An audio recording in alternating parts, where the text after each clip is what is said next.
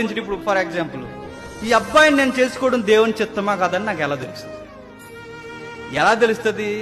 మనం చేసే wrong prayers ఏంటంటే, దేవా ఇదిగో మరి ఆ అమ్మాయిని అనుకుంటున్నాను, నీ చిత్తమా కాదా నాకు చెప్పాను. నువ్వు ఎన్ని రోజులు ఉపవాసం ఉంటే చెప్పడు, అస్సలు చెప్పడు ఆయన. ఏం చెప్తాడు ఆయన? దేవా ఈమె నీ చిత్తానుసారమైందా కాదా అని అడిగితే చెప్తాడు. అర్థమవుతుందో లేదు, క్లారిటీ అంత ఈజీగా అది అసలే పెళ్లి విషయం జాతీయ.